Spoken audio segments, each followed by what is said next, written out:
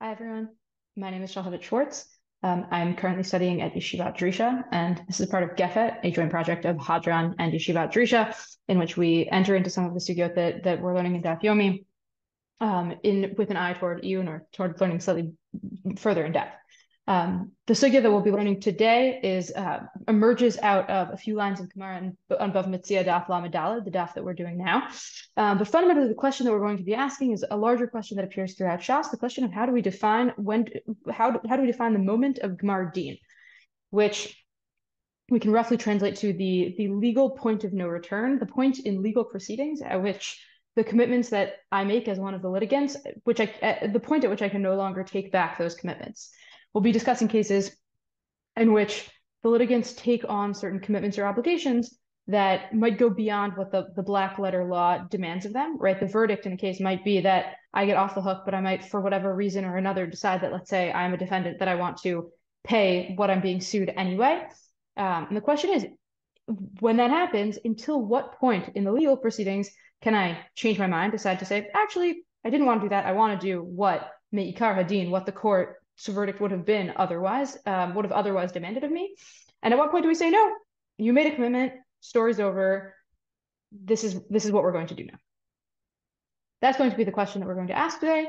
And we're going to see it emerge initially in our sugya on Bava Metzia. We're currently in the third parak of Bava Metzia, in a parak that deals with laws of shomrim, of guards, people who are guarding others' objects. And just quick review for context purposes, right? There are different kinds of shomrim with different levels of responsibility for the objects that they're guarding over. And the sugya in particular that we're dealing with is talking about a shomer chinam. Now, a shomer chinam who watches someone else's object for free has a fairly low level of responsibility, right? If something happens to the object due to his own negligence, then he's responsible to pay back the owners for it. But if something happens, if the object is kind of lost or stolen from him in a normal way, me'ikar hadin, the shomer does not have to pay and instead gets off the hook via a shvua, an oath that they take in beit din, shvuat hashomrim, in which they swear that they weren't negligent with the object and that they themselves weren't the one who stole it. Now, the sugya that we are dealing with is referring to a case in which a person, instead of choosing to take a shvua, decides that he would rather just pay. But there are a couple of different reasons why someone might do that. One, sort of the more obvious reason, is that a shvua, taking an oath in court, is a really big deal. If they take out a Sefer Torah, you're taking the name of God. It might be that this object that you were watching isn't worth that much money. You don't want to enter into such a dangerous game, and you would choose just to pay instead. There's another reason why a shomer chinam might do that, and this will become a little bit relevant later, which is that one of the cases in which a shomer chinam takes an oath is a case in which an object was stolen from him. Right. So what happens if I take the oath, get off the hook, and then 2 weeks later we find the thief? Right. So a thief, according to halacha, has to pay not only the value of the object that he stole, but also a fine of kefel, double the value of the object, essentially. And in a case in which he stole from a shomer, but that shomer took an oath, he pays back the kefel to the original owner of the object. Okay, but what if the shomer chinam, instead of taking that oath, chose to pay the owner the value of the object that had been stolen from him? What if I am a shomer chinam, I choose to pay instead of taking an oath, and then a week later we find a thief? In that case, the thief pays the kefel not to the original owner, but to me, the shomer, because I've sort of purchased. It's as if I've purchased the object via my payment to the object's owner. In that case, the thief pays not the owner but me, and so it actually might be that if an object is stolen from me, and I think that the police are going to do their job, they're going to find the thief, it might pay for me, instead of taking an oath, to just pay for the object, and then ultimately, in the end, I might serve to benefit financially. So that's the background that we're working with, right? There are several reasons why a shomer chinam might choose, instead of taking an oath, to pay. But now the Gemara is going to ask, what if the shomer chinam changes his mind? So Gemara begins, Pshita, Amar eini mishalem, v'chazar v'amar hareini mishalem, right? So in a case in which I at first say, don't want to pay, I'll take the shvua, I'll take the oath, and then I change my mind and say, actually, I'm ready to pay. Haka amar hareini mishalem. Great, you committed to pay, all's well. Ella amar hareini mishalem, v'chazar v'amar eini mishalem, my. Right? But if I started out by saying, yeah, sure, I'll pay. And then after that, go back on my word and say, no, I want to do what the black letter law requires of me, take the oath and get off the hook for payment. In that case, what is the deen? Now, the Gemara breaks down, analyzes this question in the following terms. Mi amrinan, do we say mahadar kahadar be, right? Do we say that what's going on is he is actually recanting his initial commitment to pay? Or maybe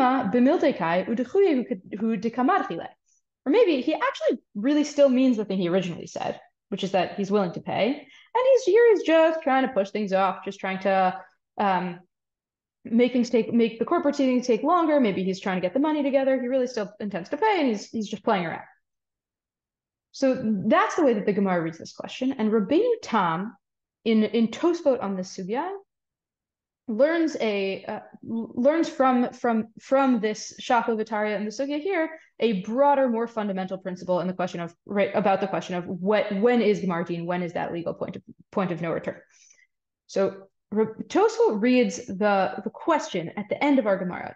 Did he really mean to recant, or is he just playing around?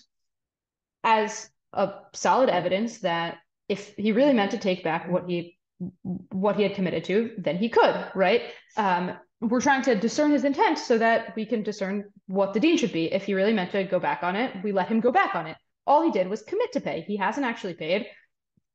So Tosfot learned from this, or Rabbeinu Tam learns from this, a more fundamental principle that Gemar Din does not take place, right? The legal point of no return does not happen until the point in which the payment has actually been executed. Up until then, he can go back on it. Now, we're going to look at this Tosfot and see how Tosfot learns, right, this broader principle and how he reads that into a number of other sugyot in Shas. Mikana mochiach Rabbeinu Tam. That from here, Rabbeinu Tam proves. De'im amar lechavero hu shava v'tol, kodem sheyishava yachol lachzor v'lomar shava v'lo ashalim. Right? Tosfot extrapolates from our sugya to a different kind of case, a case in which I, a person who is a defendant, right? I'm being sued. If I say, even if there isn't sufficient evidence against me, that if you, the plaintiff, will take an oath, I'm ready to pay, right? I'm getting sued. I don't want to pay, but let's say for whatever reason, I commit that, like, if you're willing to take an oath that I owe you money, then sure, I'll pay you. That's a commitment that I'm able to make in court. But Rabbeinu Tam says that we learn from our sugya that I'm able to lachzor bi, I'm able to recant or renege up until the point in which that shvua in which the plaintiff or the other party has taken the shvua. Now Tosfot takes this principle and with this principle reads a number of other sugyot in Shas, one of which is a sugya in Bava Metzia that refers to a case a case that is similar to one that I just described, right? A case in Perek Yeshno Chalin about an accusation, right? There are two litigants. One accuses the other of stealing his slave, right? And then the other party, the defendant, says, actually, no, you sold this person to me, and therefore I'm not liable to pay back his value or to return him to you. Right. So theoretically, me'ikar hadin, fundamentally, the plaintiff here doesn't have enough evidence, right? The claim of mechartoli, right? The claim of no, this was actually was a legal transaction is enough. Theoretically, he's off the hook. Maybe he would have to take a derabanan shvua, but that's a different question, right? On a fundamental level, there isn't enough evidence against him. But if he says ritzon chai shava v'tol, right? The defendant says if you are ready to swear that I stole this slave from you and that I must return him, then I'm willing to give it back.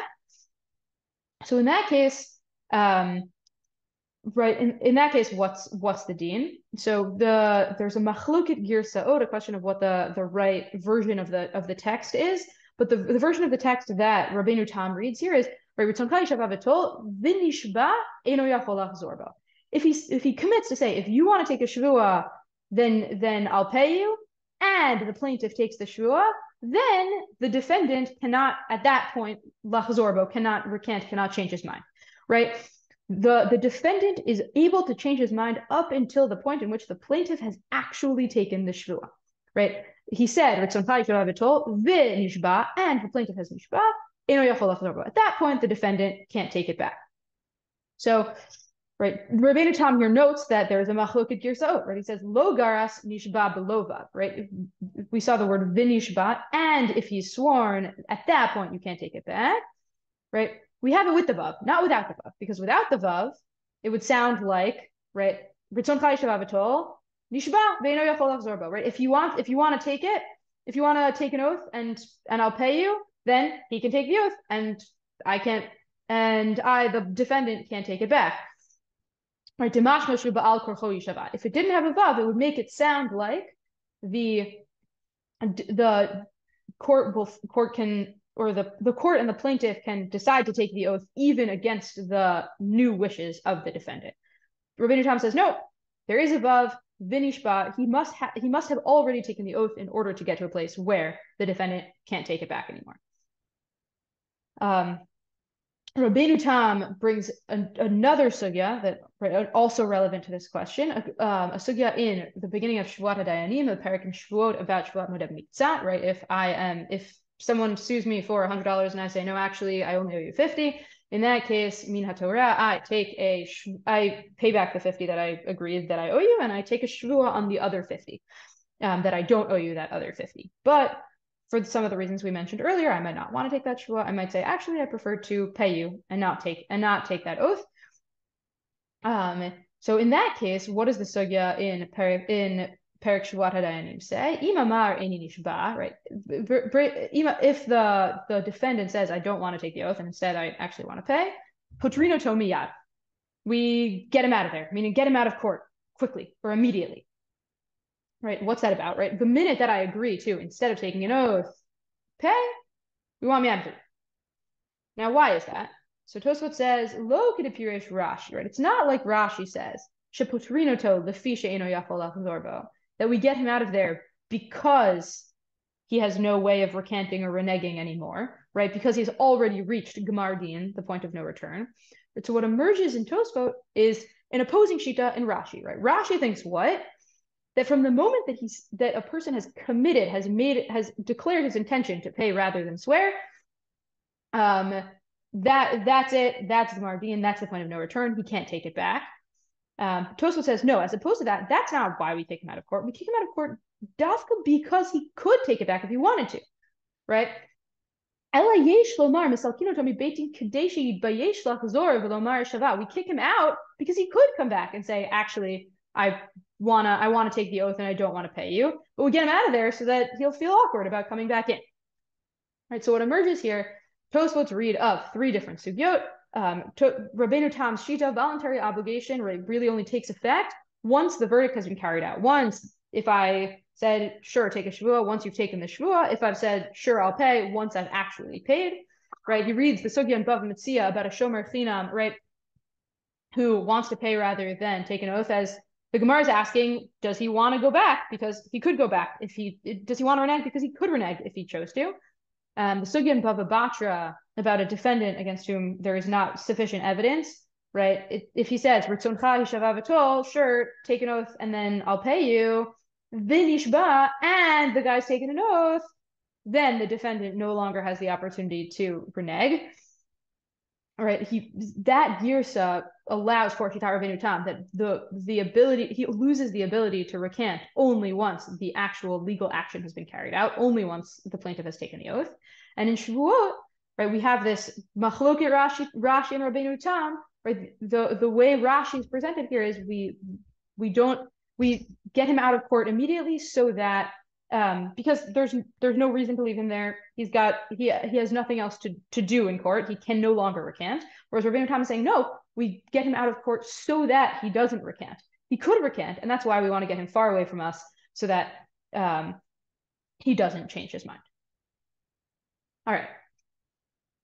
That being said, Rabbeinu Tam, and this is quite apropos for a sugya about when a litigant can change their mind, Rabbeinu Tam, it seems, actually changes his mind. And we have an additional shita of Rabbeinu Tam that is quoted in Tosfot that emerges from a tshuva of Rabbeinu Tam, in which Rabbeinu Tam actually says the exact opposite, says something much more similar to what seems like what Rabbeinu Tam said b'shem Rashi just now, which is that voluntary obligation takes legal effect from the moment that I've made a sincere good faith commitment in court to the thing that to the thing that I am committing to, right? So if I say, no, I'm not going to take a shvua, instead I'm committing to pay, from that moment, can't take it back. Right?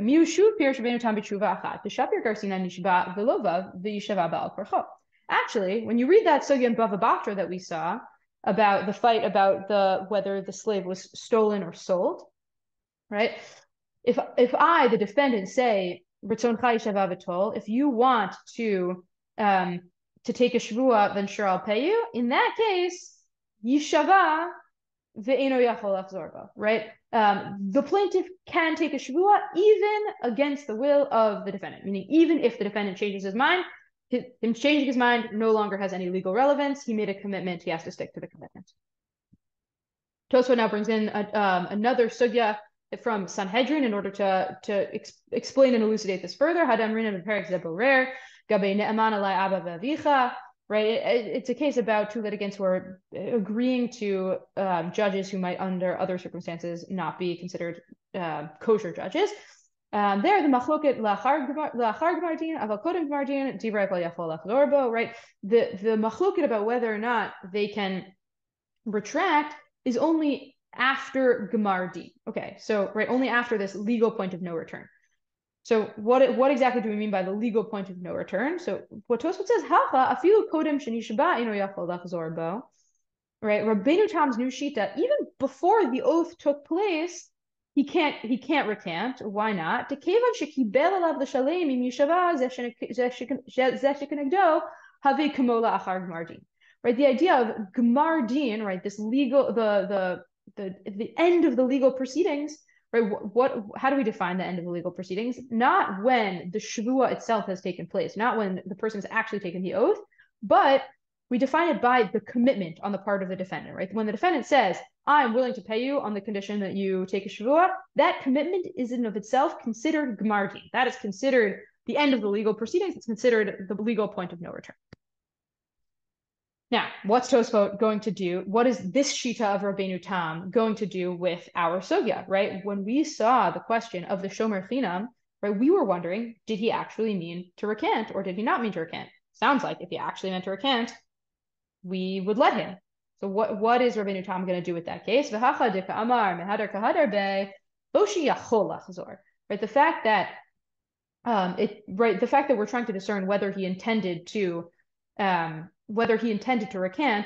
it doesn't mean that he actually could recant if he wanted to. Ella rutzehu lachzor. Rather, we're just trying to figure out whether he wanted to recant. Right? It's turning into more of a psychological game than a question of whether or not he actually could recant. What we want to figure out is not whether he will recant, but whether he thought he could or intended to. Now, why does that matter?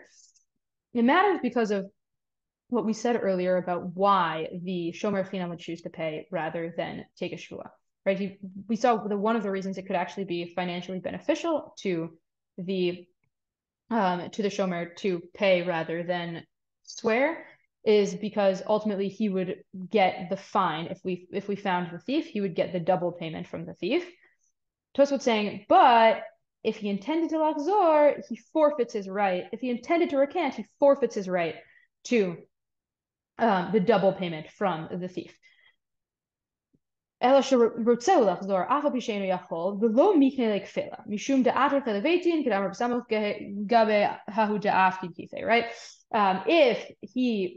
If he really did genuinely intend to recant, because he was messing around in beit, because he was messing around in court or troubling the court, he forfeits his right to the kefa from the thief. So when we say that we want to figure out whether he intended to recant, that you don't have to read too much into it. You don't have to read from that he could recant. It just means that we care about figuring out what his state of mind was. So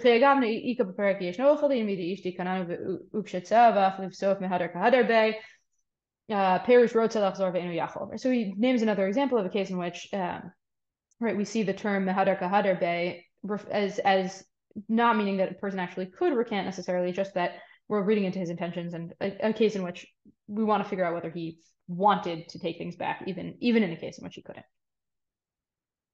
So this is right, Shitat Rabbeinu Tam across the board. right, we saw the earlier version of Shidat Rabbeinu Tam, nothing is really final until the moment when the legal action is carried out. But here, Rabbeinu Tam has changed his mind and has said that no, actually voluntary obligation takes effect from the moment that I have made a commitment in court.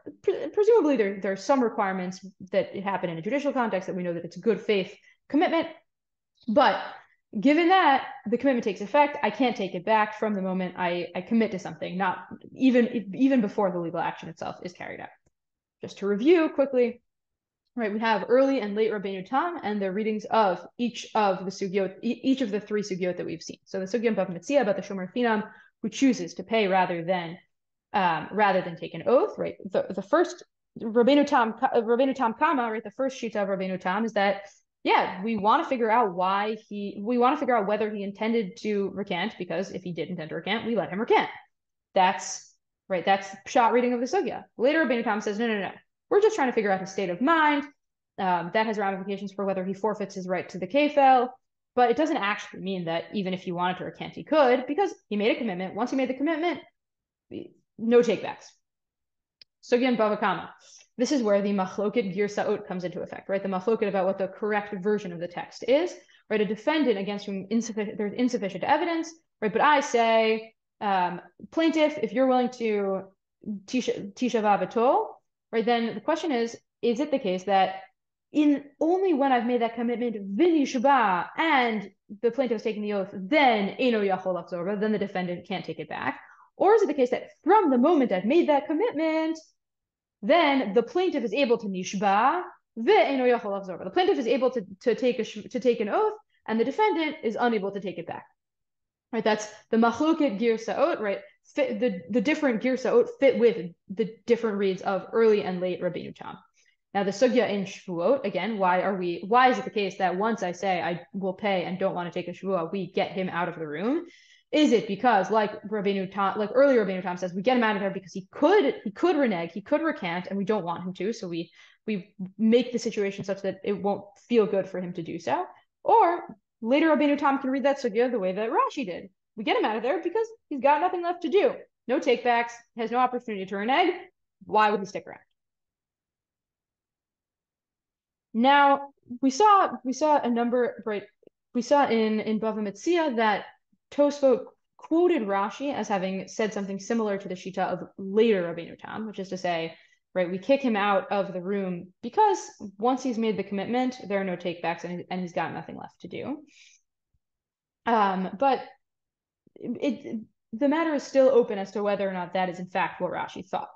Right, we see in Tosfot and Bava Metzia, right, lo kedepirish Rashi sheputrino to lefi she'eino yachol lachzor bo, right, we get him out of there because he has no way of changing his mind and has no way of changing his mind. But Tosfot in Shavuot, the sugya in Shavuot Hadayanim, in which that case actually shows up, has a gentler reading of Rashi there that actually gives us maybe a slightly different perspective.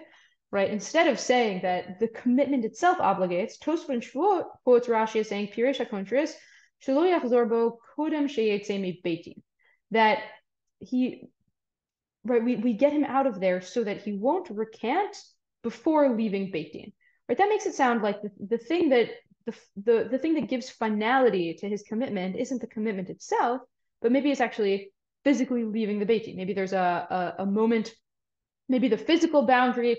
Right, maybe that renders the judgment final. There's something that it's still not quite that the judgment has been executed, that the legal action has taken effect, but it's a sort of gentler read. And if you look at Rashi himself in Shavuot, it's not totally clear what he says, right? What is Rashi, or whether he fits into either of these reads, right? What Rashi there says, right? Potrino to miyad, we get him out of there. Ve'ein mashino to, Rashi says, ve'ein mashino to kan shelo yachzor bo. Right? We don't leave him there that shelo yachzor bo, that so that he won't recant. That in some ways actually sounds closer to the first opinion of Rabbeinu Tam, right? And then Rashi says, ba'al kor chacham mishalem miyad shekibel alav bebeitin, right? But it still sounds like, okay, he has to pay even against his will because he's made a commitment. But on the other hand, we kick him out so that he doesn't recant. It's not totally clear what Rashi means, and I think it's worth noting whenever Tosfot quotes Rashi in order to be cholek to go back and check is it that Rashi actually meant to say, and whether or not that matches with the way that Tosfot read him. There is an additional shita in the Yad Ramah that fits in some ways quite well into Shitat Tosfot, Rabbeinu Tam Kama, meaning the first shita of Rabbeinu Tam, but in some ways actually gives it a little bit of a twist. And what the Yad Ramah says, right? If we remember, Rabbeinu Tam said that from the moment that the judgment itself has been executed or carried out, right? So if I made a commitment to pay, from the moment I've paid, if I've made a commitment that I'll pay you as long as you take the oath, then you take the oath, right? That's enough, but you need at least that, right? My words itself, my commitment itself isn't enough. The Yad Ramah adds a little twist, right? He says what? Gmar din dehacha, and he's referring to the case of the fight about the slave, whether the slave was stolen or purchased. Gmar din dehacha mistaber delo have el lebatar de ishta batovea ve amre le beidina lenitba seiten lo inami chayav atalitin. Right? The Gmar din in that case, right? When I, the defendant, said, "Sure, plaintiff, take an oath and then I'll pay you." Right, Gmar din isn't right. It is not only once the plaintiff has taken the oath, but also once the beit din has said to the defendant, "Okay, you have to pay, seiten lo," or "You are obligated to pay, chayav atalitin lo." That Gmar din habak. Right, Gmar din, legal point of no return doesn't even happen in the moment when the legal action, the oath itself, is carried out. Rather, it requires some kind of ratification on the part of the court or the beit din, right? I say, "Sure, if you swear, I'll pay you." So then the plaintiff swears, and then the beit din has to say, "Yes, and now you must pay." That's the moment at which point the defendant can no longer take it back. It's not enough, even when the oath has already been taken. At that point, if the plaintiff took the oath, the defendant can actually say, "Never mind." So the Yad Ramah, he goes even further than the first shita of Rabbeinu Tam, not that much further, but requires a kind of ratification on the part of the court. Now, if we take a step back, I think we can think about the different shitot that emerge here as having something to say about more broadly how voluntary obligation works within a legal framework writ large. Right? On the one hand, and this I think is true for the shitot of the first shita of Rabbeinu Tam, that it's the legal action itself that renders that gets us to Gmar din, and of the shita of the Yad Ramah, that you need some ratification on the part of the court. Right? What we're talking about, even when it comes to voluntary obligations, we're talking about a legal framework. We're talking about a kind of formal structure and infrastructure that works according to rules and principles, and certain things have legal weight. What doesn't have legal weight? My saying stuff, right? The commitments and statements of a person, of a litigant who comes to court, don't necessarily mean anything. What means something? Legal action. We have ways of defining what constitutes legal action. Oaths constitute legal action. Payment constitutes legal action. If I'm the Yad Ramah, I might, even those kinds of things, in order to render them genuine legal action, we might need some kind of ratification on the part of the court itself. But right, according to those shitot, even these kind of voluntary obligations and commitments that go beyond the black letter law, even those commitments are still operating within the rules of the game, as it were, of the halachic legal framework itself. On the other hand, and I think we see this more in the later shita of Rabbeinu Tam, and which perhaps we can understand in Rashi as well, is a way of seeing the halachic legal system as more of an extension of human beings who act as kind of autonomous private actors with authority and power over their own property and the ability to make agreements and come to conclusions together. And if we're thinking about the legal system in general as an extension of that, and certainly voluntary obligations that I take on within the legal system as really just an extension of my power as a private person to make commitments, then of course, yeah, my commitments should have weight and should even have legal weight. The very fact that I am willing to say, and we have a judicial framework that is willing to ensure that I'm making those commitments in good faith and I mean them seriously. The very fact of my making commitments is enough to obligate me. And as such, I'm not able to, I would not be able to recant or renege from the moment I have made a sincere good faith commitment. Even in that kind of case, we might still require certain conditions be met, right, to know that the commitment was made in good faith. We might need to leave beit din because ultimately, right, the possible shita of Rashi that I need to walk out of the room, and we might need to draw a line in the sand somewhere, and we might decide that the line in the sand is when I leave the room. But fundamentally, it's my commitments themselves that have power and have legal weight. So just to review the different shitot that emerge here and the different kind of ways of thinking about what really does affect or where the force of voluntary obligation in court comes from, right? There's the most stringent on the defendant, I guess, shita is that of the later shita of Rabbeinu Tam, maybe the shita of Rashi, that the commitment itself obligates, right? My saying I'm willing to pay, or I'm willing to pay on the condition that you take an oath, my words have meaning, my words have weight. I said them in court, I meant it. That's enough, and I can't take it back. Another version of that shita, which maybe emerges from Rashi, the idea that commitment itself obligates but we have to delineate it somehow. And it might be that the way that we delineate it is when I leave the room, right? When my commitment itself has ended in a kind of temporal formal way. At the end of the legal proceedings, when I walk out, that might be the point of no return. And then we can even go a step further and think like the early shita of Rabbeinu Tam, that no, my words themselves don't necessarily obligate me in a way that I can't recant. I can go back on my words. My words in court are just words. It is legal action itself that gives credence and weight to the things that I say. And if I say, sure, if you take a shavua, I'll pay you, I can go back on it as long as you haven't taken the actual oath. Though once those legal actions have been carried out, that's what carries weight in court. And you can even go one step further and think like the shita of the Yad Ramah, that even those actions need some kind of ratification on the part of the court in order to bear legal weight. Thanks so much, and see you next week.